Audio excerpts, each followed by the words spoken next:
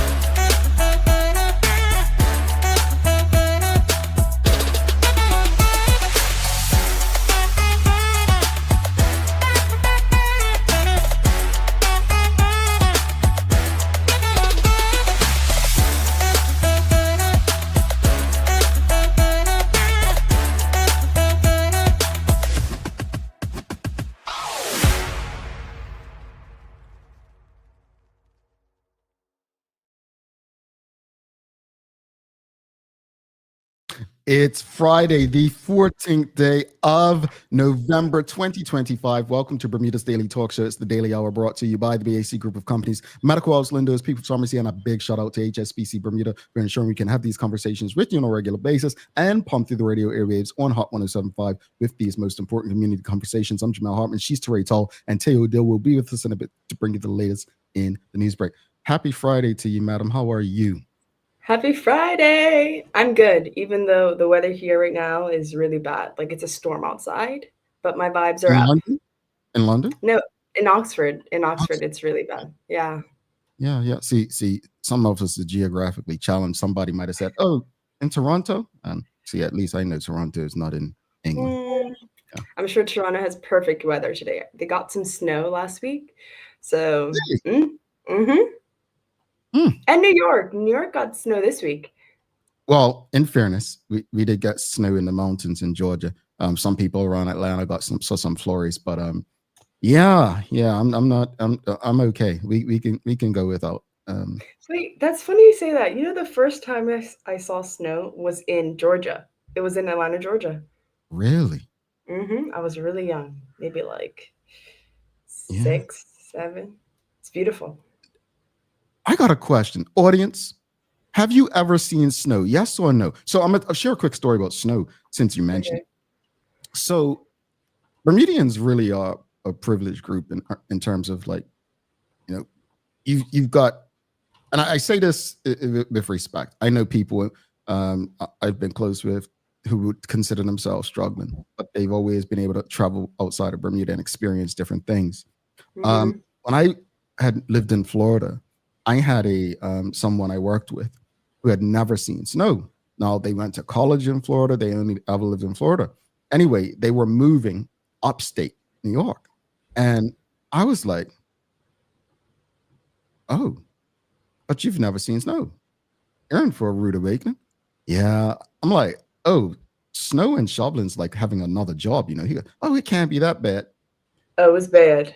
I gotta reach out to the brother, see how he making out, because I ain't really upstate New York, like the border of what's that thing, that Niagara Falls and stuff, like Rochester, Syracuse. Like, you can't go from South Florida, like being from South Florida to living in upstate New York. Like, that transition's just people used to be like, Bermudians moving to Halifax, and I'm like, see, it's not like Bermuda doesn't have experienced cooler months. It's just the snow. But South Florida, like, it doesn't really get even like Bermuda cold there, you know? Okay, not even like damp, because I feel like Bermuda's cold. You won't get snow, but you will feel it. Like, I feel like the cold goes through your bones, especially if you're riding. Like, it's still cold, but not even like a little, like, what are you wearing? Like a sweater, a jacket? Yeah. It's in Florida, a light jacket. South Florida, and you got about probably a few weeks of it, somewhere early January, maybe around end of December. But anyway, hopefully everybody's warm, folks.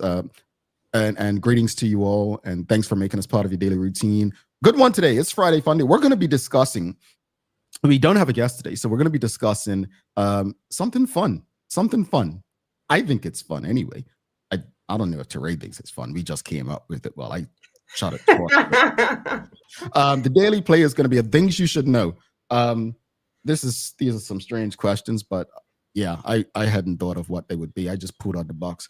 Folks, don't forget to subscribe on our website. Follow us on all of our social media channels to stay up to date with all that we have going on. Help us grow beyond the mic as we do our part to continue to improve our community. All right, let's jump right. Well, let's say Mark Arthur C. Phillips says, yes, I saw snow with you, fam, Rhode Island days. That wasn't your first time seeing snow, though, was it, Mark? You saw snow before that. Misha Fabulous, Senator Fabulous says, lived in Toronto for university. Lots of snow. Yeah. Yep, good old Toronto. I was in Toronto last year, March. It snowed. And I'm not going to call no names, but people that I saw up there were just like, oh, it doesn't snow much up here. And yeah, caught me by surprise, or not. I should have known. Good morning to you, Miss Ellen K. Horton. Let's jump into today's conversation, though. Here's the question. I don't know if you saw, but there was a protest. I'm saying we all know there was a protest outside Hamilton Princess because of the governor of Florida speaking at a PwC insurance event, Ron DeSantis. I'm going to call him by his name on the show. I'm not getting into that other stuff. But anyway, I should, but nah. But let me just say this. The news report I saw said it was about 10 protesters. I saw that too. Here's the thing. Was it Fidel Castro who literally took over Cuba with like a very small amount of people? I can't remember the number, but it wasn't a numbers game, right? And even Bermudians against the draft, it was only 14 guys on a writ. Truthfully, there was only about 3 or 4 people that fought it, right? And I want people to understand this, and I don't know whoever was at the protest. 10 people, you can look at it 2 ways.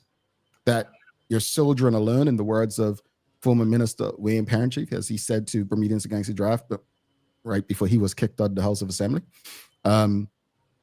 Or you can look at it and say, look, sometimes it be like this, right? It's going to only be us. But in saying that, Teray, you and I have had this argument where I've said, oh, you tell me, but Jamel, things have changed. And maybe this is part of what you mean. Like, we don't necessarily have to get out and pick it because people are going to do things differently today, right?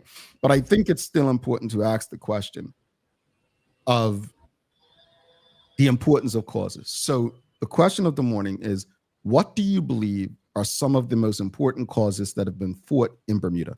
What do you believe? Now, to me, I appreciate people's right to protest. And notice I'm not using that P word before protest. I'm not going to say peacefully protest. I'm not going to say that. Because protest is protest. Now, I'm not inciting or advocating violence of any kind. I just don't think there's a need to say peacefully protest. Yeah, you respect protest of all forms. Absolutely. Now, what do you believe are some of the most important causes that have been fought in Bermuda?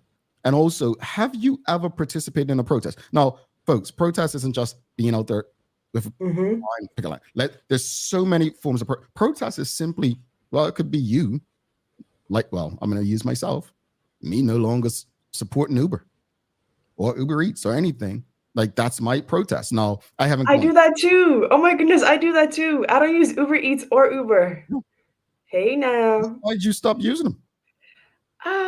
I think I just had a bad experience, and I did just have a monopoly, and I was just like, what am I doing? And I wanted to force myself to figure out modes of transport and food.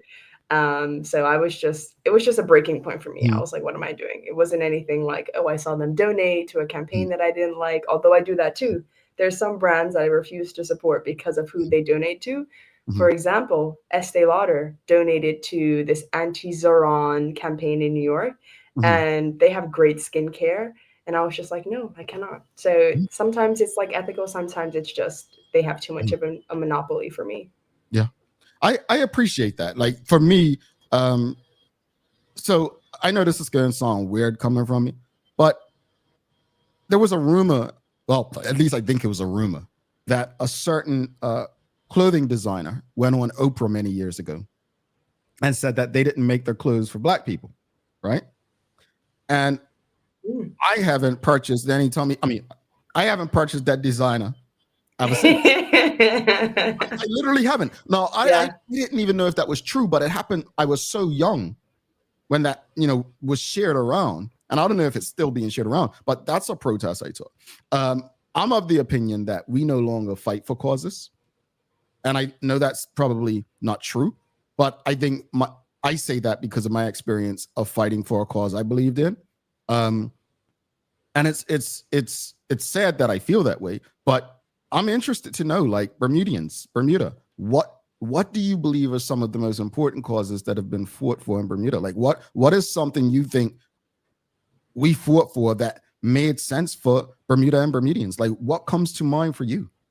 Yeah, I'm interested to see what the audience says too. I want to respond though to two things that you said. One about the protest against Governor Ron DeSantis speaking at PwC.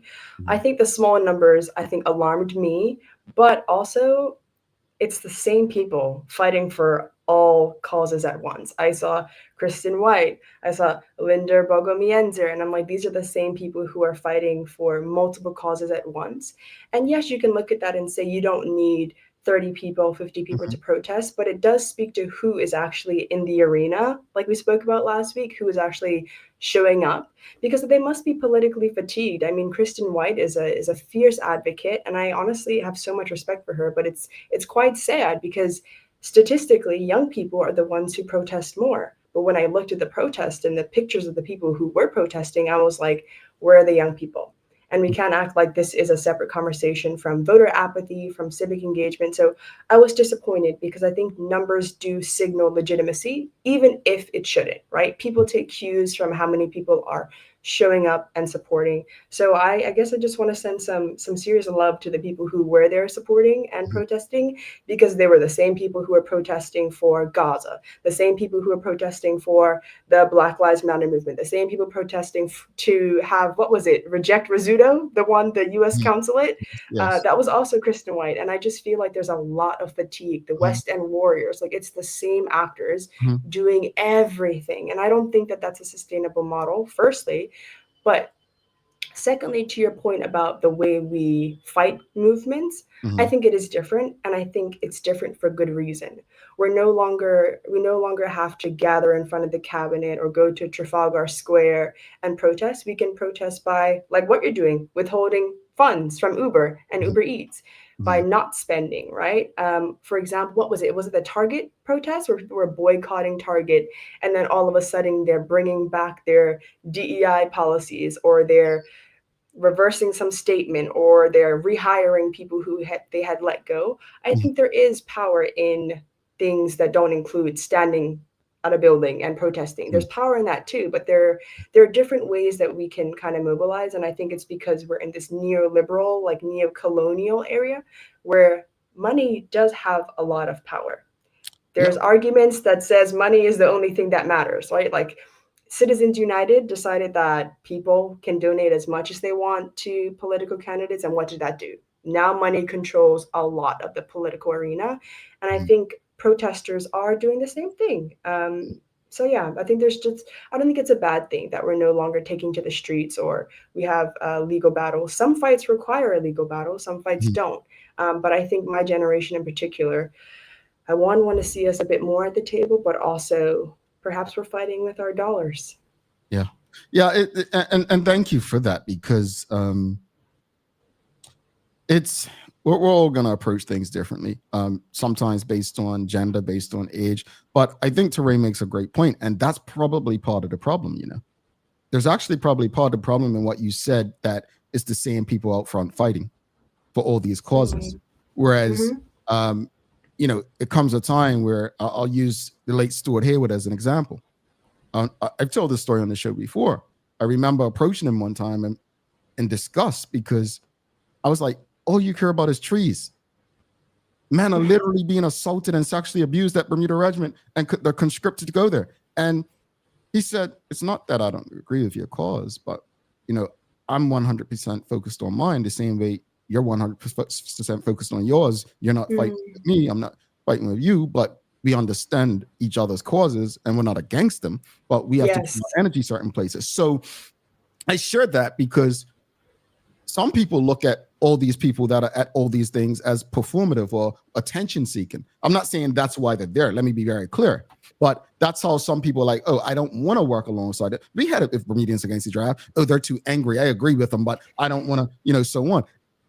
People develop opinions. Again, not right or wrong. I'm not saying it is, but I'll put it to you like this here.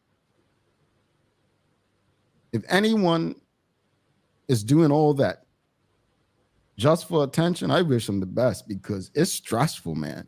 If you've never been on the front line, like it's draining, it's exhausting. It's very costly. There's an energetic cost.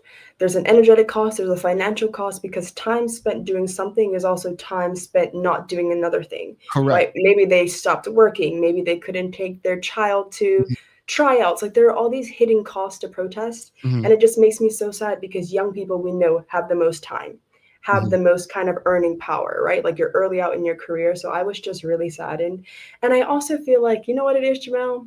Because reinsurance and insurance are such dominant industries in Bermuda, I think it takes the interest away from civic engagement and makes it riskier, because they're like, oh, this company can't see me protesting this because I work in this industry and my mentor's there, and their funds are compromised, or their ability to develop wealth is compromised by taking a position. And I think that really terrifies me. That really, really terrifies me. And to your point about Stuart Hayward, I think that's interesting, because I think I've also had a similar realization of like, oh, what are you doing? Why are you protesting this? But I think I've learned more recently than anything that there are times when issues become salient, and the people who are doing the work before something becomes topical matter much more when it becomes topical. Think about Black Lives Matter, right? Like, that didn't just come out in 2020. That existed long before then, but a lot of the movements picked up that work that was being done before to make the movement so visible, so successful. So I always try to kind of keep this in mind, because you never know what's going to become topical. Perhaps there's going to be a big deforestation area or a situation that happens, and then the work that they do becomes super, super important and helpful to your cause in some way that we can't tell yet. I agree. Audience, you're quiet on this one. What do you believe are some of the most important causes that have been fought in Bermuda? We've got Miss Ellen Kate Horton says, my latest fight to save my primary school, West End, from closure. Amen. Tori mentioned that just now as well, the West End Warriors. Yeah, I think that was very important. I'm going to share this. I'll wait till Teo comes on with the news. But I've received a message from the missing former Premier, Michael Dunkley, just now, a WhatsApp message, and I'll share it with you all. Seems he's just corrected me on something.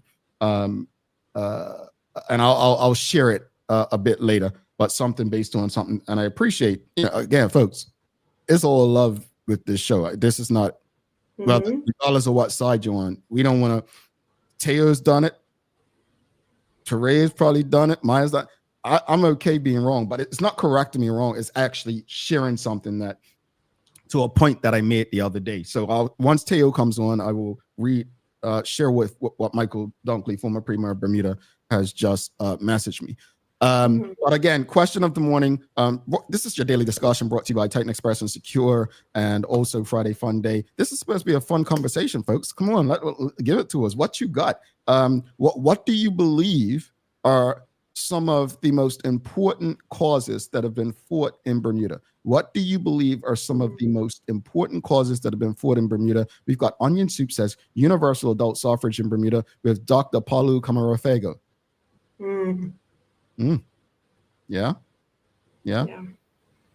I mean, there's so much, right? I mean, when you think of that, the whole voting thing, whether you agree with voting or not, right? I've been honest about it. When certain women fought for the right to vote, like Billie Jean King said something some years ago, right? Teray, she said, she spoke about women have only been able to vote for the last 100 years or something. And I said, that's a damn lie. You talking about white women? Yes. Talking about black women. So my point in saying that is there are a lot of causes that have been fought in Bermuda that a lot of us have no idea about, but yet we benefit from. Absolutely. And I think on this topic, WKD Lama says, before my time, the desegregation efforts. I don't know if that's a good thing. Well, Rosalind Famous says, battles are won on multiple fronts. We need the frontline protesters as much as those fighting with their dollars or those negotiating behind the scenes. Frontline protesting, no matter the size, helps raise awareness. In This is true. fairness, that's Terea's argument with me, right? Well, one of her many, sorry. And I've come to understand that, because for me, I was an angry protester with Bermudians against the draft. You couldn't tell me anything. And I still feel some way like, look, you got to get out and then people, and truthfully, the world has changed. Yeah. We have to be more strategic in how we fight. There are so many different ways to fight. As I said earlier, you don't need to be out there on the picket with a sign picketing. Like when I grew up, I said it the other day, I remember that my first like memory were people down at the docks laying down in front of those big trucks, not letting them go anywhere. Right? Like that's what I expected. So when we start fighting, that's what I expected people to shut things down. And then you realize, no, it's different ways to do stuff. Sometimes within the internet age, just keep banging that drum. And like Fox News exec said years ago, the truth's whatever, you keep banging and people start to believe, right? Absolutely. And I think what you're describing, Jamel, when you talk about you as a person and like what I know about you, I think you'd really appreciate this academic theory that talks about why people protest. They say that there are three types of protesters. The early movers, the ones who are always in opposition to the regime or have a very specific cause that they are consistently raising awareness for and trying to mobilize. And then you have the middle movers, the ones who map on to these early movers' earlier efforts. So if you, for Bermudian Against the Draft, if you are already thinking about ways that this law can be outlawed, you're galvanizing support, then a middle mover would map onto your work. And honestly, the middle movers make the protest because they legitimize it, because early movers are always in opposition to the regime. They're the ones who are like out at like Front Street or in front of the cabinet talking about something, always just like it's kind of like the Black Israelites, they're always on about something.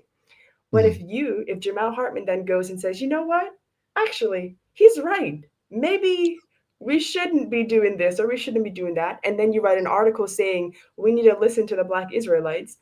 You're like a middle mover who can help legitimize the protest and galvanize more support because you are not seen as somebody who is always in opposition to something, right? You kind of legitimize it. It's like swing voters. Swing voters legitimize a candidate and help moderate their position. And then after the middle voters, they're the ones who come at the very end. These are the ones who are like just mostly benefiting. They're like freeloaders.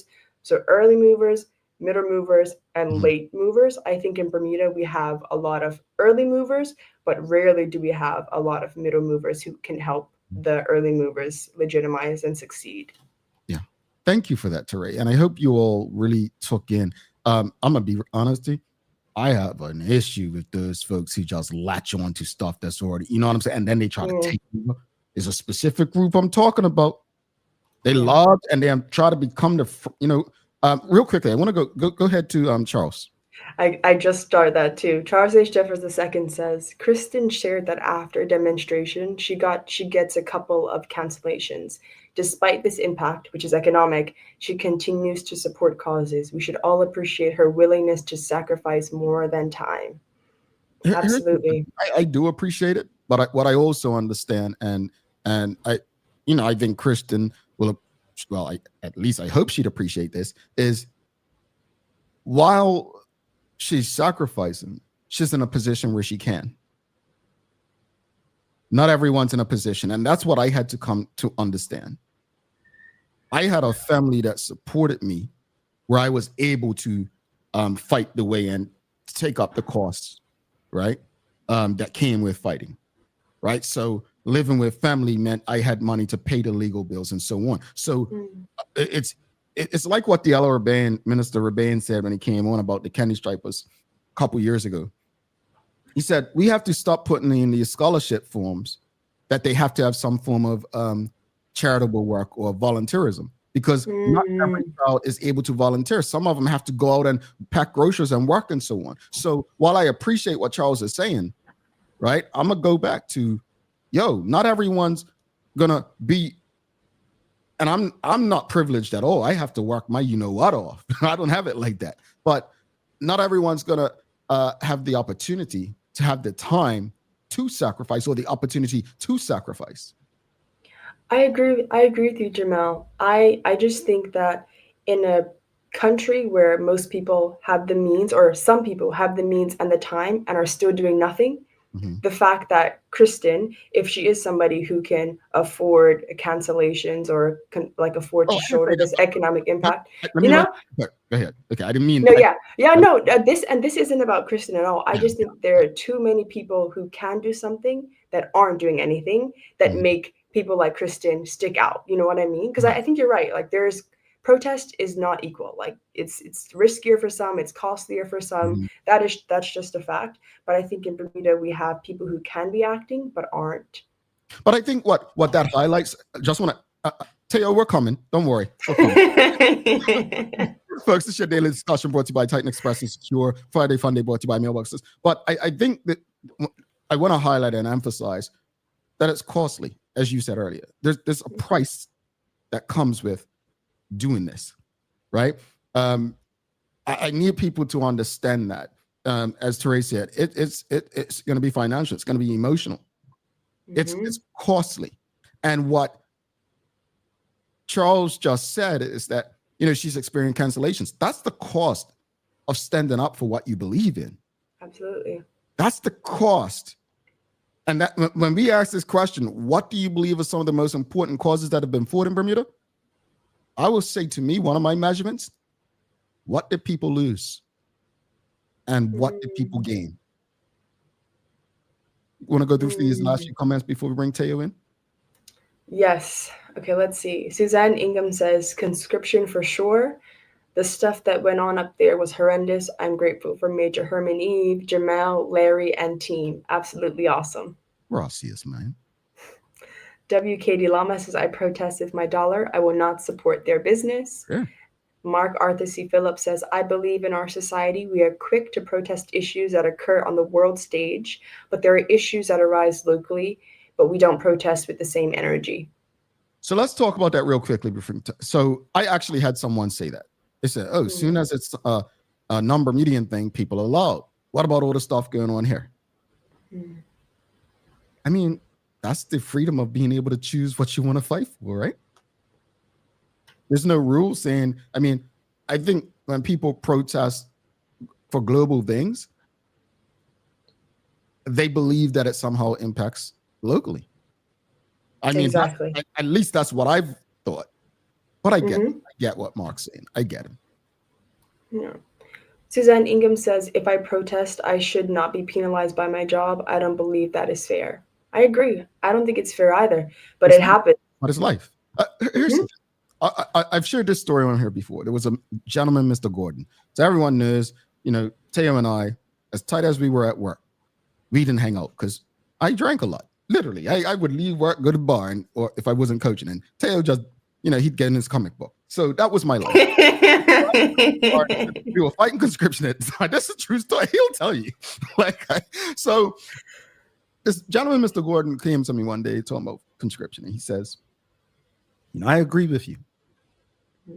But if they come, you have to face the consequences. That's the cost. Yes. And that's the price of the cause you're fighting. You don't run. You don't fight like physically, like talking about. You accept the consequences. That's what comes with it. So I appreciate what Suzanne's saying. It's not fair. And I understand you say you shouldn't be penalized. But this is where I think I disagree with Sophia Cannonier. I appreciated Sophia Cannonier. Her fight. I really did. I appreciated her fight. Whether you all agree or not, I appreciate her and her fight so much. But I did disagree that she didn't seem willing to accept the consequences that she broke the law. With conscription, that's what Mr. Gordon said. You're breaking the law. Dr. King broke the law. He accepted being arrested. Malcolm X broke the law. He accepted. Rosa Parks broke the law. She accepted the consequences. I think we have a problem with accepting the consequences. Kristen White actually showed, hey, These are the consequences of what I'm fighting for. So there are consequences to this. And that's what we have to understand. That's where the true sacrifice is. When we understand that, you know what, this is a sacrifice. It may be our freedom. It may be our job, career. Yep. And safety, because, you know, protesting while Black is much dangerous than protesting while white or any other ethnicity or race. So it's really not an equal situation. No, it's not. It's not. We'll come back to the conversation. We don't have a guest. Remind me, I've got to share this Michael Dunkley, former premier. I got you. When Teo comes on. But let's give some thanks to Titan Express and Secure real quickly. The Daily Discussion is brought to you by Titan Express and Secure. Visit TitanEXBDA.com, your leading tour and transport provider specializing in Black history tours throughout the island. And SecureBDA.com for all your property management, waste management, residential, and commercial trucking needs. Professional, punctual, and reliable service is our commitment to you. All righty, folks, let's bring Teo Dill in. Let's hit the music, baby.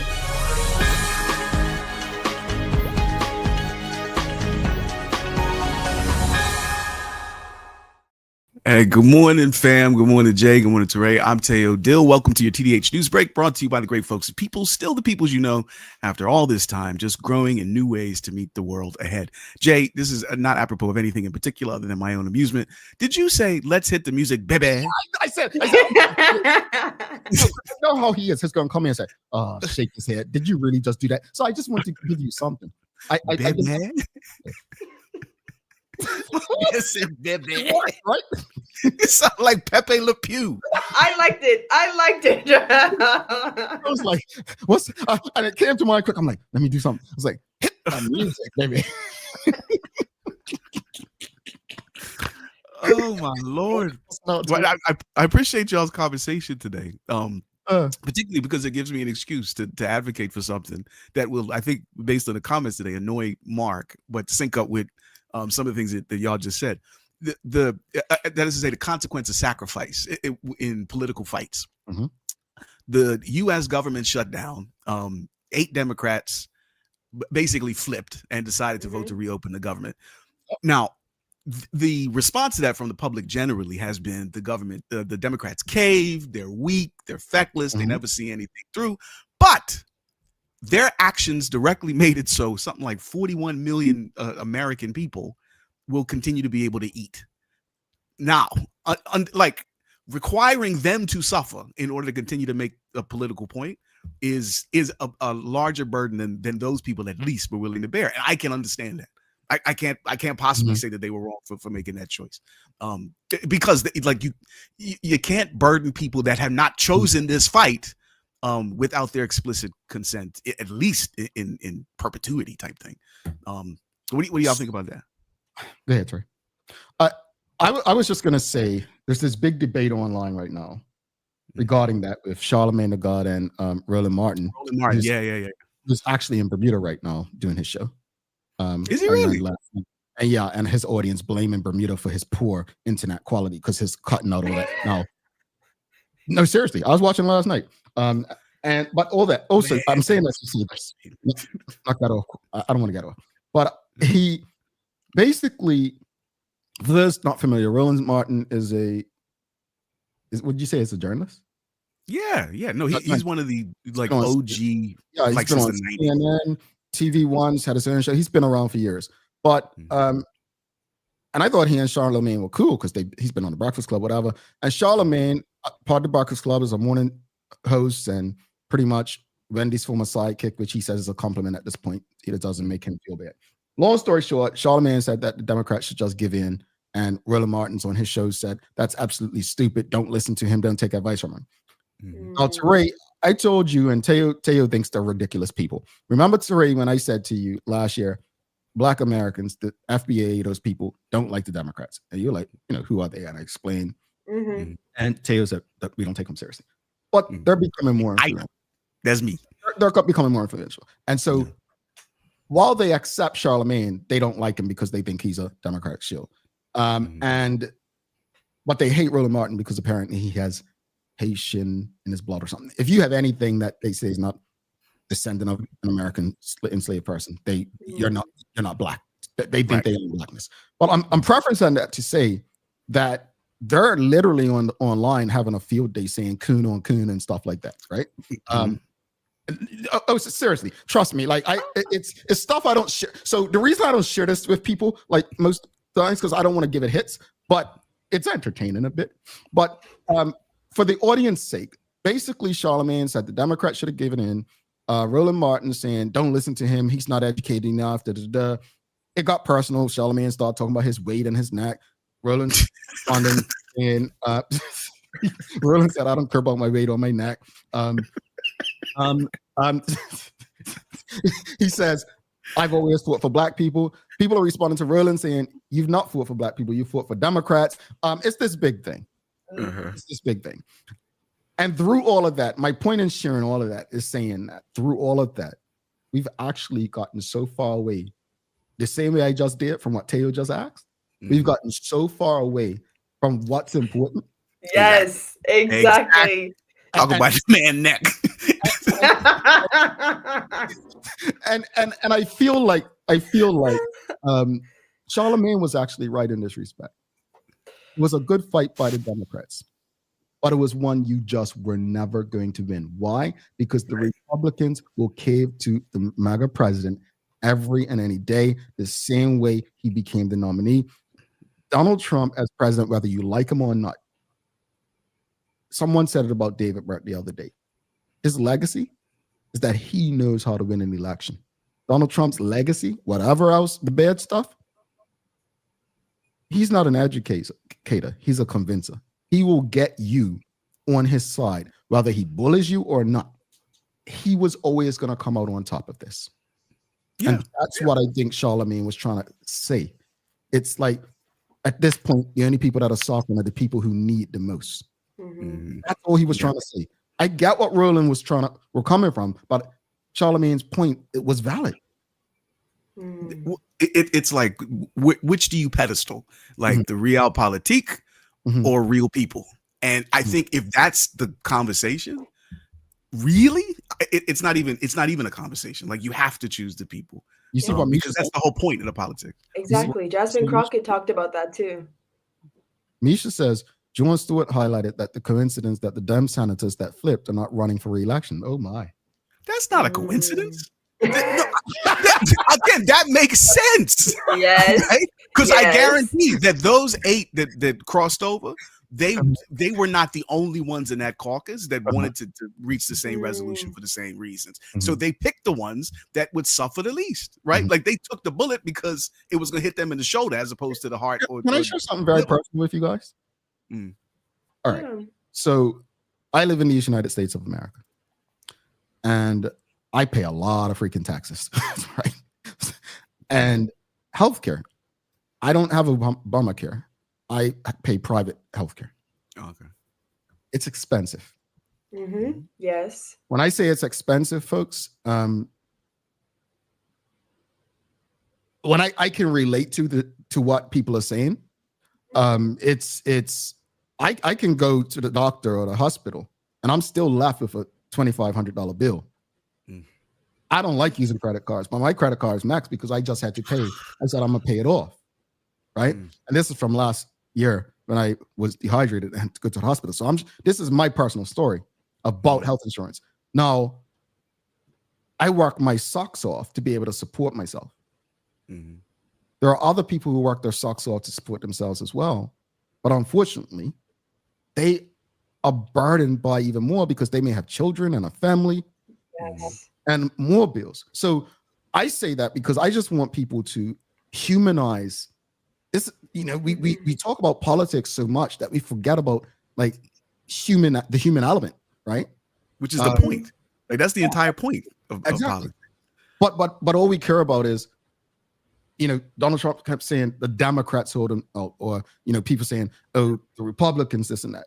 Folks, I'm a person, literally, when that bill showed up, I'm like, damn, my insurance didn't cover this? Exactly. You feel me? Exactly. So this is real people, real lives, real situations. And I'm not, let's be honest, Bermuda's no better with this insurance thing. Yeah. Let's be real, because I still pay less than a lot. I pay less than Bermudians. Yeah. I pay less than Bermudians. Healthcare, people, look, I saw someone online saying, oh, communism. And I'm like, why do you always mention Venezuela? Why don't you mention the Sweden or Finland or Exactly. Canada? Why don't you mention those countries who have health systems where it's not? Here's two things. Just mention the UK or France or Spain or the kind of countries that we've all traveled to. Education, healthcare, and prisons should not be businesses. I'll leave it at that. Talk about it. There we go. See, you can't leave it at that, Jamal. Are you kidding? No, I think it's self-evident truth. Right? It is. Oh, but we should underline the point you're saying. I got you. Keep going, Jay. Go. This is it. Can we take a commercial break real fast and then come back to the news?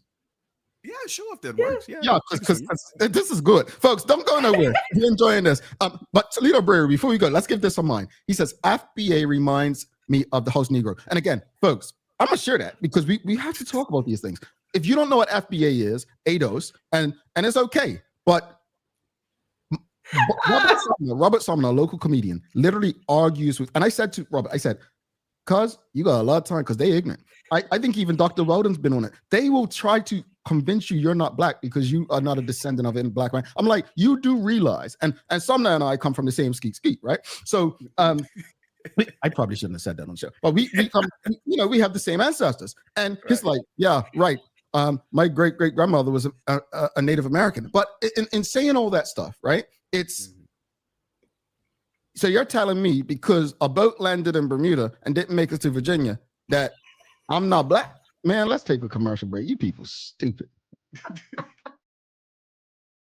Take a look at our workwear for construction workers and tradesmen. Durable, stretchable in all the right places and plenty of options for tools and accessories. Paired with our wide range of tough and comfortable footwear, you can't go wrong. As you can see, Medical House really is a one-stop shop for everybody. We can't wait to see you. See it all at our new expanded location on Bakery Lane. Discover Drop It, your go-to grocery delivery. Browse and select from a wide range of groceries, from fresh produce to daily essentials. Our friendly drivers deliver fresh groceries to your door fast, saving you time and hassle. With Drop It, you get fresh groceries delivered fast so you can focus on what really matters. Drop It, freshness at your doorstep, delivered to your door with Lindo's. Why go anyplace else?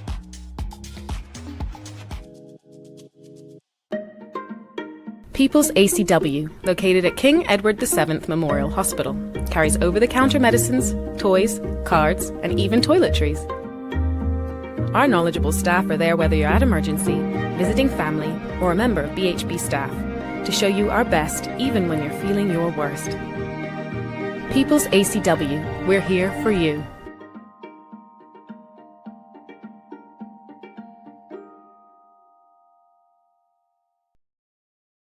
At HSBC, how we do business in our community is as important to us as what we do for our community.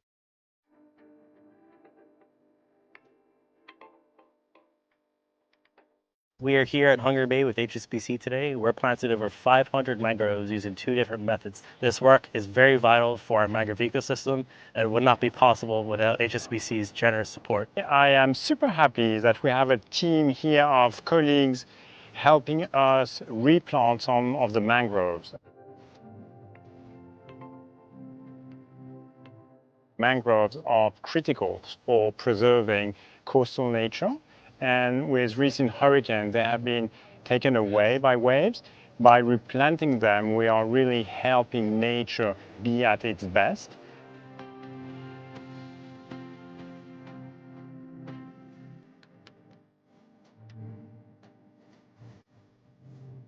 Thank you so much for HSBC for sponsoring the Microforest Project, but by extension, the Hungry Bay Restoration Project. Thank you to all of the charities, corporate partners, and HSBC volunteers for your commitment to our community. SCAR stands for Saving Children and Revealing Secrets, and we are a Bermuda nonprofit organization whose mission is to reduce the risk of child sexual abuse and to be an advocate and a voice for children who've been sexually molested, as well as their affected family. New media like the Daily Hour is really important in partnering with organizations like SCARS. It's another platform for us for awareness. There can be no radio silence as it relates to child sexual abuse, and we need as many initiatives as we can get. We need to keep this message alive. In terms of us and the work that we do, live engagement is good because it allows the audience to ask questions, to make comments, even to provide us with encouragement and support. What I love about the live engagement when SCARS is being interviewed by Jamel is just this feeling of safety, this feeling that he gets it. He cares about children. It's a connection.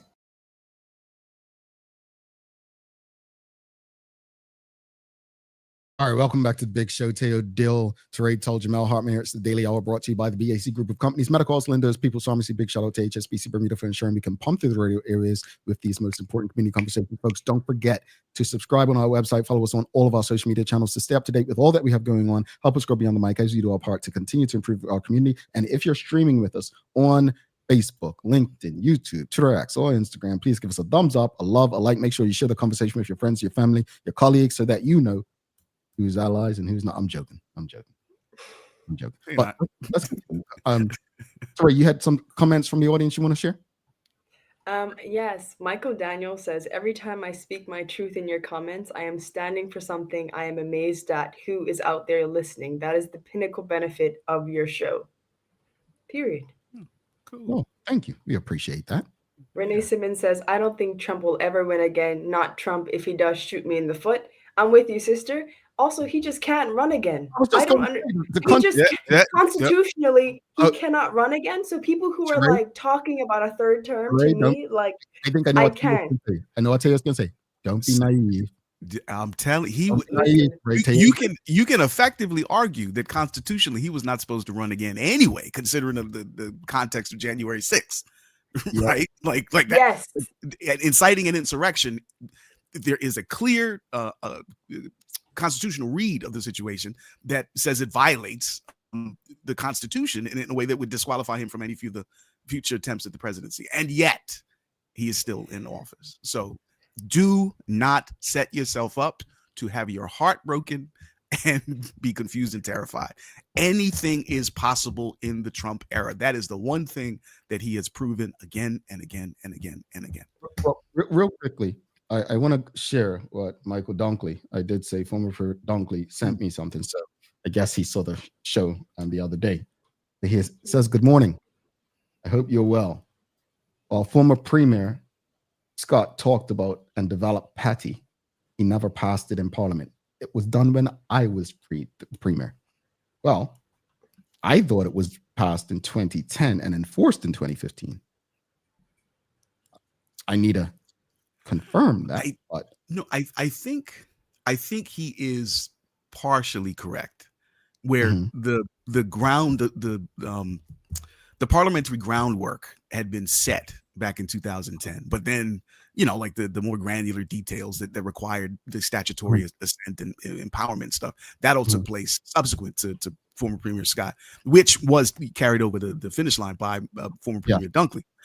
He's not entirely wrong, but he's not entirely right either. Right, and I guess my point is, Dunk, we gave you props the other day when we were talking about, we gave you props for St. Regis, America. We gave you props, bro. What you want, Patty too? What we did give former Premier Alex Scott credit with, Mr. Dunkley, was that Patty was something he was driving.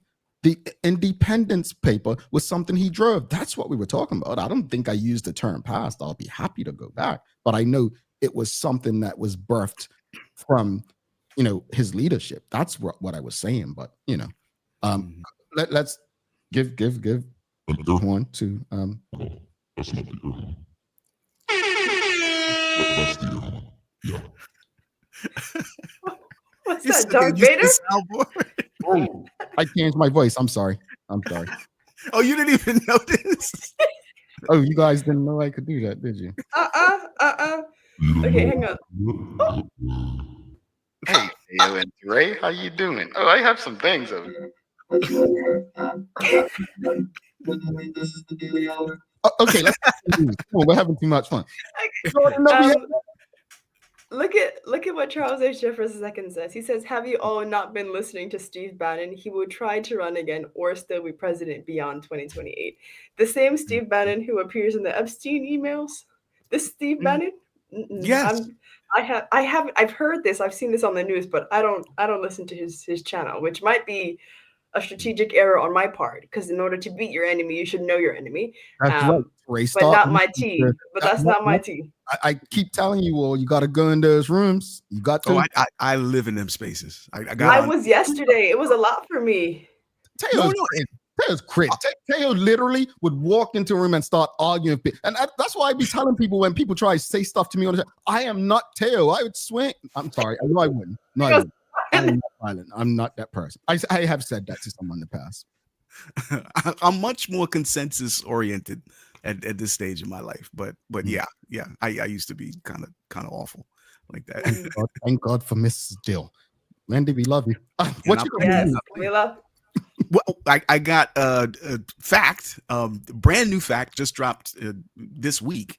The evidence that we continue to lead in the global fintech space, with the BMA granting a one-of-one first on the planet ever license to a new kind of digital asset business. This is a big deal, I promise you. So it took Derivadex the better part of 2 years to develop an institutionally focused, decentralized derivatives trading platform that both satisfies local regulatory standards. And now that they've got it rolling, they should launch before we wrap up this year.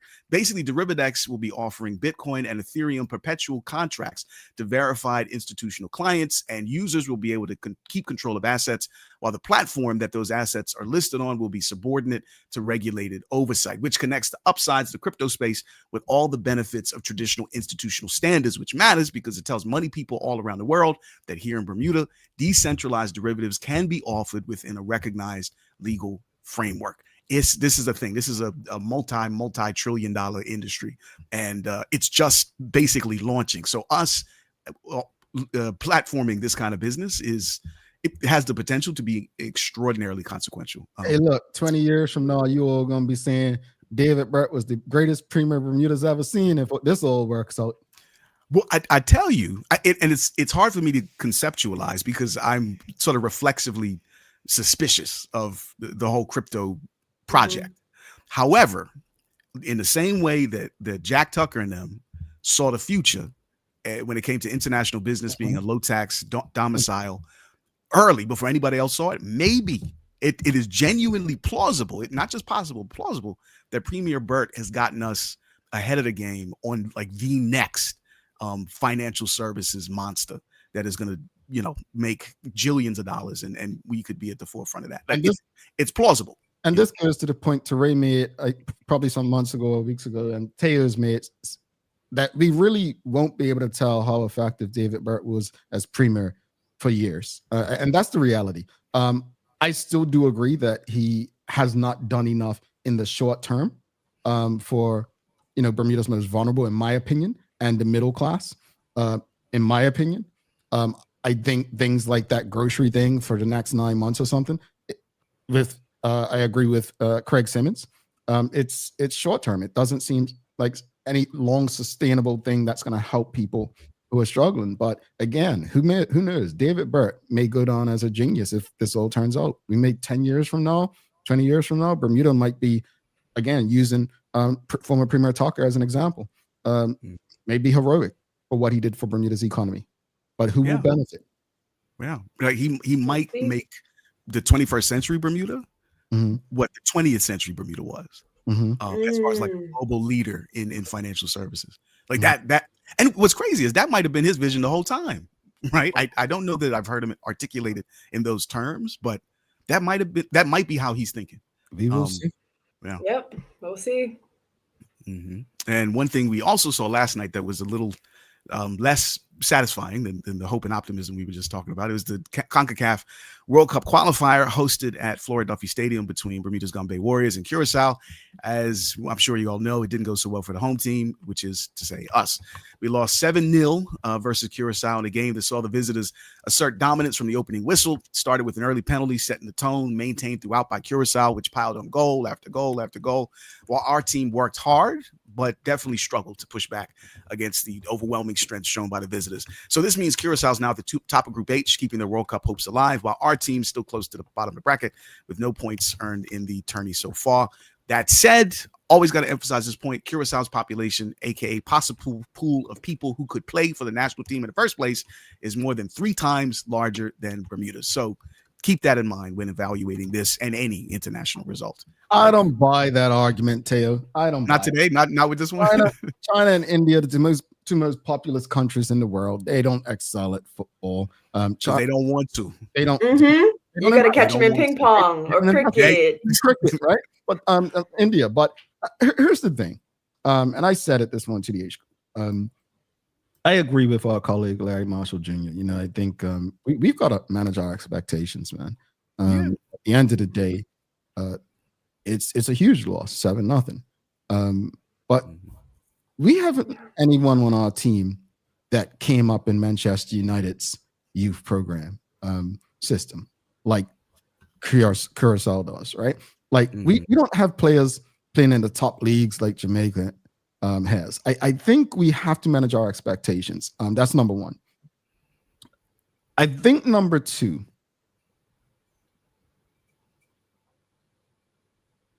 we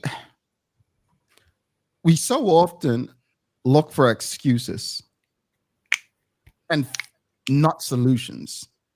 And we don't understand that the two are not the same sometimes. I would be, for me, looking at this and saying, okay, cool. I'm not going to blame the coach. I'm not going to blame the players. I think we got what we could out of the players based on the levels they play. The solution is, I'm looking for is, how can we get our Bermudian players playing at a higher level on a regular basis so that they then have that level of experience to come back and perform for the national team? That's what I think the solution should be. Now, obviously, you're probably going to go with a new coach, just like politics. There's an election, go for a new leader, new direction, whatever, right? Because this coach may have taken us as far as he could. But for me, what we should be focusing on as a country is, how do we get our players to play at a higher level? And we've made progress because for the most part, a lot of the players are playing some sort of international football, but at the lower leagues. What we need to focus on is, how do we get those players playing in the higher leagues and on a consistent basis? What do we need to do? So again, I know people are upset, disgusted, and so on. But let's stop looking for excuses as to why, when this was expected, if we're honest, and start focusing on solutions so that we can look ahead. It's crazy how many parallels that has to what we were just talking about with Trump about, listen, you have to accept the reality, accept the problem, and then try to move forward. Yeah. Like that's the only way to make progress. Like you can't accident your way into progress 99% of the time. Like in most instances, you got to be deliberate, and that includes an effective, accurate diagnosis of the problem and the solution. So yeah. Now, speaking of, perfect segue, Teray. Chef's kiss. If you're paying attention to the U.S. at all, the news cycle at least, you know that the biggest story in the world right now is President Donald Trump's relationship with Jeffrey Epstein, the most notorious sex trafficker in the history of the world. That is looking more and more like the reason the U.S. government got shot down for the longest time in history, specifically to avoid releasing more information connecting Trump and Epstein's worst activities involving the sexual exploitation of children. What you may not know, though, is that Bermuda, we have a connection with Epstein, too. Specifically through legendary local law firm Make His Money. The most extensive document, amounting to 500 pages detailing the activities of an Epstein offshore vehicle, comes from the Paradise Papers trove, millions of files leaked from the Bermuda-founded offshore services provider Appleby. The files reportedly show that by the mid-2000s, Epstein's firm had joined a roster of the world's wealthiest people and corporations in working with Appleby, and therefore gaining a skilled group of experts to help it navigate the secretive and low-tax world of offshore finance, the new report states. Now, this is back in as you heard, 2017. Everything's been sorted. Everything is moving in the way that it's supposed to now. But it genuinely shocked me. And then I realized I shouldn't have been shocked at all that, that like a place like this would have a connection with a guy like that. Like if you think about it for a couple of seconds, it's like, yeah, of course we would. What is that? How does that hit y'all? Like knowing that? It's plausible because I also read something in the Financial Times, the FT months ago, about how the world's largest banks, JP Morgan Chase and Deutsche, also enabled Epstein to cover his tracks and buy all sorts of houses for use. So it's like the financial world, but she was a part of, like it was well respected, and I think that helped bolster his crimes and protect his crimes. So this is disappointing, but not surprising. So I have a question. Yeah. Little ignorant on this Epstein thing. What did he do? Like, how did he make his money? I think he started in the oil business. But like it kind of how we talked about with the crypto story in derivatives, basically like packaging oil assets into like bonds and things that you could take out credit default swaps on and just was really good at that. And once you earn a certain amount of money in that space, earning a whole lot more money in that space isn't that tough. And then it just kind of cascades. And next thing you know, you got $1 billion. But I'm pretty sure it was the oil industry or the oil financier. Yeah. Okay. So, and then he wasn't married, had children. He was just like he dealt with young girls and trafficked and so children. on. Right. She had little so children. There was something released the other day about saying that dog hasn't barked as it related to the president or something. I'm gonna be honest with you. I can't take some of these cases. Like it's like, how is this person not under the jail? You feel me? And I was living in Florida at the time, and I was just like, this is not a case that needs like court. Like, you know what I'm saying? I believe everyone's due it didn't even need to go to court. Yeah, like, I believe everybody's due the process, but but folks, if you watch the news like all three of us do, some of the stuff's just sick, man. It's like sick. And but I never done research as to, well, who is this guy? What did he do for a living? You know, that kind of stuff. He was on Wall Street. He was an investment banker on Wall Street. And when you manage some of the portfolios of the wealthiest people in the world, that gives you a power in and of itself. So like, yeah, it's despicable. I'm with you, Jamal. I think he should be under the jail. I think all of his co-conspirators and enablers should also be under the jail. You're talking about, they will be. You're talking about Trump now, right? All of them. If he's a because Epstein died. But I was talking about. Oh, right. Epstein died. Already. About that. He's under the jail. Who isn't? Yeah, Giselle Maxine, right? She's still alive. Ghislaine Maxwell. Yes, that's the one. She's still alive. Yes, I forgot Epstein died. And she is also she was his Epstein's fixer, and she's the one that was successfully able to negotiate a transfer from a maximum security prison to one of those club feds. And reportedly, she's also on the cusp of being, wait for it, pardoned by President Trump in a quid pro quo type deal. I'll bet you he won't. I agree. No. There's no way he can. He can't upset his MAGA base because they care about these Epstein He's files. not going to pardon her. No, there's no way. But think about why he would. Because she knows everything. Where the bodies are buried. But all right. Teo and Teray and I were placing a bet now. I say no. Teray, where you at? I say no. He's not pardoning her. I say maybe. All right. So here's the bet. You get me if I win some non-dairy eggnog, and I get you some Dunkley's eggnog if you win. Okay. Yeah. No, my kids would love that. But what does Teray get? If you win? Yeah. I don't really know if I want anything.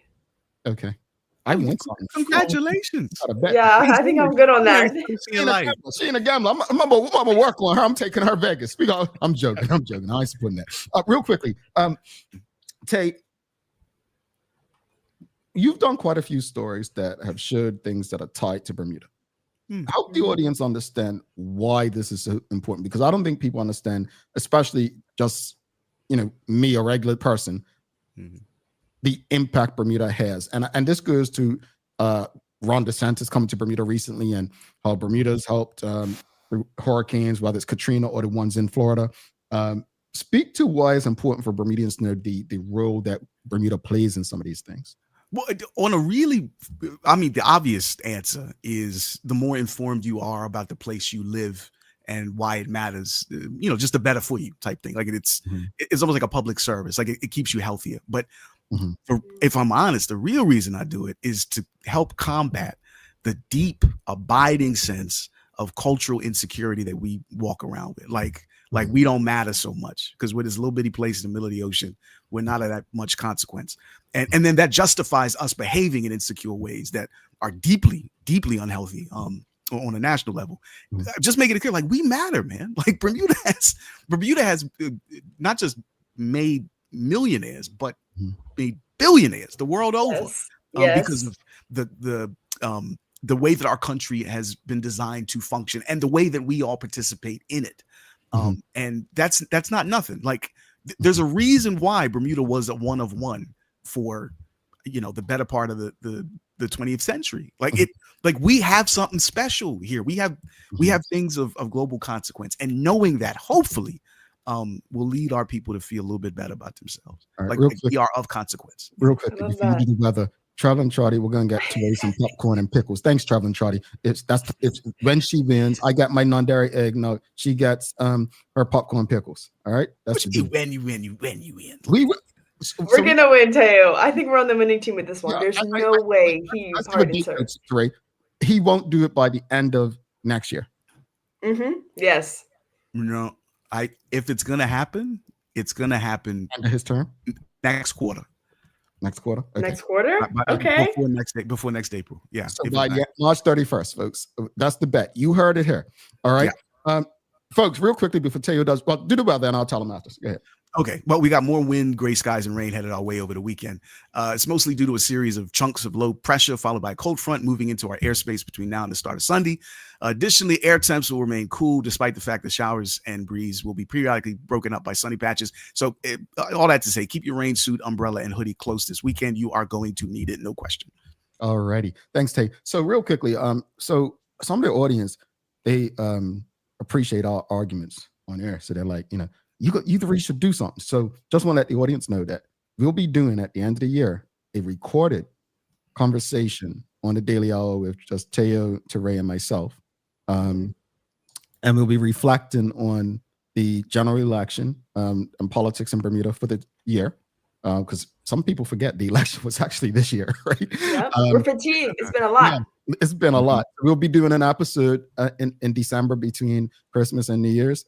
And also, I think it's one more we'll be doing together. But just reflecting on the year. So you don't want to miss those episodes. So Miss Ellen K. Horton, I know you were once saying it, but I can't be with these two live for this long. They'll make me, because Teo gets me in trouble. He gets, my mom will come looking down, don't you? So we can't, that's why he only comes to do news, because he knows, Glenn's probably over there sometime listening, like, please, Teo, don't take Jamal somewhere. Glenn used to say that. Why you do it? Because you knew he ain't got no sense. I'm not joking, audience. Oops. So we can't hang around each other for too long live. It's got to be recorded and edited. All right. Because Charles, unfortunately, they're saying you're like those people on social media asking people why businesses close at 6 or why the pharmacy is not 24 hours, because people have lives and people have to enjoy their families and friends. And these guys need time off, as do I. So yeah, it will be recorded. Unfortunately, we love you live, but we have to take care of our health and our mental and our families and friends. So yes, it'll be recorded. And as long as the three of us don't go anywhere, maybe in the future there's a live show in the works. We can do live in the future. Yeah, for sure. Yeah. This is just the first. This is version 1 of an extended project. I'm gonna tell you, I don't get into domestics, and when people got families, I'm not, especially during the holidays. Yeah. No one, I'm not doing that. I respect that. That's one thing I'm gonna respect, people's families and their privacy. So thank you guys for agreeing to that. And don't worry, I'm gonna have you see this whiteboard? I'm gonna have a big whiteboard for these two. We ain't bringing this one. It's gonna be something. Yeah. I wish that we were like in the same place because I could bring you guys popcorn and pickles and you could try it on air. I have such mixed feelings about that contribution because like I agree with you. I wish that was true too, but now I'm mad at you because we're not. So I can't get it. Not for popcorn and pickles, Taylor. No, I'm telling you, I have been meaning to try it, but I think that is a banger combination of foods. It bangs. I'm telling you. You see why I can't so much weirdness? They're just too weird for me. I mean, and I think I told you all, I went into Trader Joe's last month or something, and they actually sell it like pickle popcorn. And she knows what she's talking about. I'm telling you. She crazy like you. All right. Yeah, I'm calling people names. I'm calling them out their names. Real quickly, Tay, do you want to stick around for the daily play? Because this is a things you should know. I apologize. I do have to dip because I don't want to get something wrong, folks. Yeah. Wrong. No, okay, maybe that is part of it, but I genuinely do have to dip. So I'm gonna ask you one before we do. I'm gonna ask you one then. Okay. Okay. All right. Here we go. Things you should know. What gives wine its red color? I'm guessing completely. Is it the tannins? Grapes. It's just the grapes? Oh, obviously. Yes. Lord, I'm trying to make it all complicated. What's wrong with me? Hey, I thought you had that, brother. I said he's got this. He's got this. No. I'm thinking he was trying to dip, folks. You see? No. All right, I'm gonna see y'all later. Bye. Peace. Bye. Hey, have a good weekend, y'all. All right, here you go, folks. Don't go anywhere. Trey, do you have a days of the year for us? You know what? You would never believe today is National Pickle Day. Trey, the only place pickles belong is on my chicken sandwich. You know what? Yes. But also, I wanted to gross you and Taylor out a little bit more because not only do I eat the pickles, but I also drink the juice. The pickle juice. Your taste buds are interesting. Yes. I'll leave it at that. Let's take I think interesting. Do you mean sophisticated? Yeah, that's absolutely what I mean. Yes. Yeah.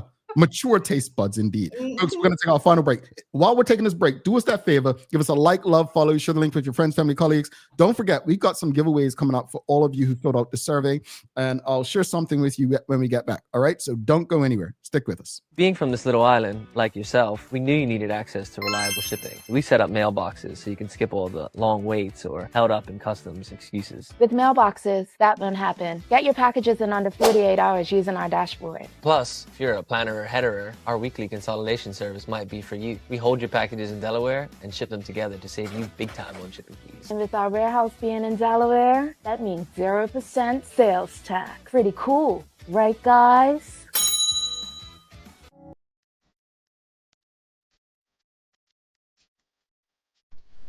For over 70 years, Bermuda Pest Control has been protecting homes and businesses island-wide. We offer a full suite of services, including rodent control, termite fumigation, and general insect control and maintenance. Our team of experts will quickly and efficiently eliminate any pest problem you may have. With Bermuda Pest Control, you can enjoy a pest-free home in no time. We're committed to providing fast, reliable, and solution-driven services for our customers. It's what we've been doing since 1952. Call Bermuda Pest Control today and say goodbye to pests for good.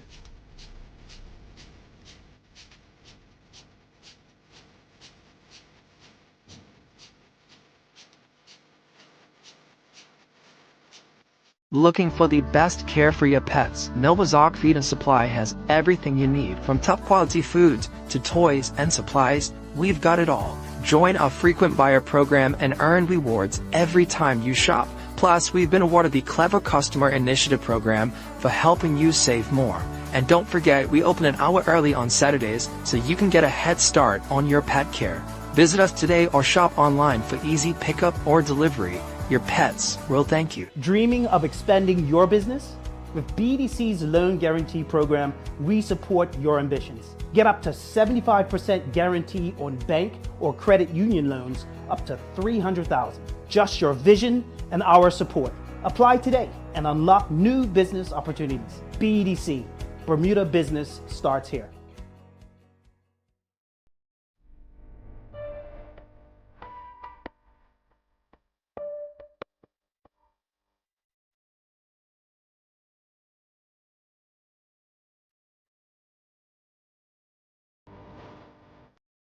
Alrighty, folks, welcome back. Unfortunately, Facebook, you are no longer there. But for those still rocking with us on YouTube, every other platform, we are here for you. So sorry about that, Facebookers. Head over to YouTube if you know somebody. But hey, welcome back to the big show.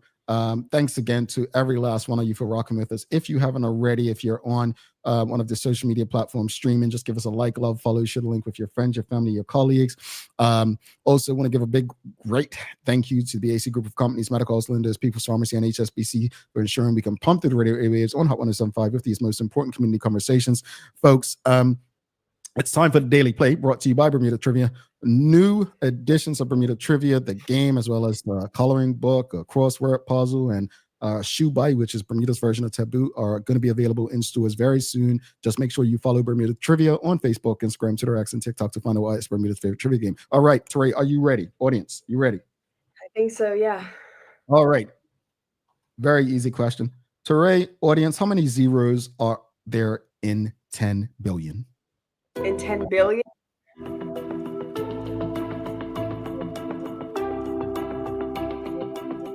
Eight. 10. There you go. Great. I was visualizing it. All righty. She got it, folks. She got it. Little left. Real quickly before we wrap it up. Charles says, I wasn't saying live in person. I know what you were saying, Charles. We appreciate people tuning in live, but what I'm trying to tell you is that we have to respect that people have families. We have to respect that people, it's the holidays, and that we are not going to expect them to be live. We believe in giving people time off. I'm a person who practices what I preach, so I don't want people doing stuff during what is considered family time. So it will be recorded. So I'll leave it at that, and you will get an idea of when it's going to be recorded soon. Let's wrap it up today, though. So look, we spoke about protest earlier and causes. What are some major causes that have been fought for in Bermuda? And then obviously, I don't think many people answered to rate whether or not they've participated in a protest though. Yeah, I didn't see any responses. I don't even think we answered. We know you have. Miss Allen Kate said yes, West End Warriors. Okay, yeah. Yeah, I didn't see a lot of people respond to that. Or, I mean, I also feel like we got a few responses about what movements people felt like were really important or in Bermuda. But overall, I think the conversation evolved into something really important, right? About what it means to protest and what it means for people to protest. I think we got into the cost of it all. And I think that that's a really important conversation to have, particularly in Bermuda where information isn't always accessible. So I was, even though we didn't get engagement on that part, I was happy with the way it went. Yeah. I've always said, and you've challenged me on this. Times have evolved. There's different ways to protest. It's like politics. There's different ways to be politically involved. You can be out front, you can be out back, you can be the voice, you can be the actor. What I will say is, if you're making things happen, then you are part of moving us forward. You are part of the solutions. What we can't afford, honestly, is to have a growing number of people who do absolutely nothing. We can't afford that. One of the things that really annoyed me when fighting conscription, for instance, was the amount of men that will come up and be like, "Oh man, I support you guys, but yeah, I ain't getting on that there. I'm got my own bills to pay and da-da-da." And we see that happening with so many different causes, right? And sometimes you feel like you're being used, right? You're the scapegoat. But what I will say to anyone who's fighting for a cause is make sure that you're surrounding yourself with a healthy group of people. Yes. that who will ensure your safety. And when I'm speaking about your safety, I mean your mental, emotional, financial, your overall physical safety. That's what you need, because it can be a lonely road and it's not easy. Teray, you got some daily inspiration for us? I do. And this is about vulnerability and leadership from Brene Brown, who is just wonderful. Wonderful, wonderful, wonderful. Dr. Brene Brown, actually. She says, vulnerability sounds like truth and feels like courage. Truth and courage aren't always comfortable, but they're never a weakness. Mm. This is from her book, Dear and Greatly. Love it. Thank you for that. Thank you for that. Well, we've got to head out, folks. So real quickly, just wanted to remind folks that on Monday, if you haven't got any plans for Monday night and you're in Bermuda, make sure you come out to Hamilton Princess for the beginning of Global Entrepreneurship Week. It will be the Wave of Opportunity pitch competition. Come see some folks share their business ideas. Try to support some local entrepreneurs. As Craig Simmons says, local entrepreneurs are going to be the way out for our economy. Keep money, learn what they're doing to help solve problems that you may have. Come learn about how you can keep money flowing in your economy. I'm looking forward to being the MC on Monday night at Hamilton Princess for the Wave of Opportunity, brought to you by our friends at Global Atlantic and the Bermuda Economic Development Corporation. So hopefully we'll see you there. But in the meantime, folks, please don't forget to subscribe on our website. Follow us on all of our social media channels to stay up to date with all that we have going on. Help us grow beyond the mic as we do our part to continue to improve our community. Thanks again to our partners, the BAC Group of Companies, medical host Lindo's People's Pharmacy. Big shout out to HSBC Bermuda for ensuring that we can do this with you on a daily basis. As always, we appreciate you, we love you, and we thank you for making us part of your daily routine. If all goes well, we'll be back to do this again with you on Monday. She's Teray Toll. I'm Jamel Hartman. Please do make it a safe and a great day. We are out. Peace.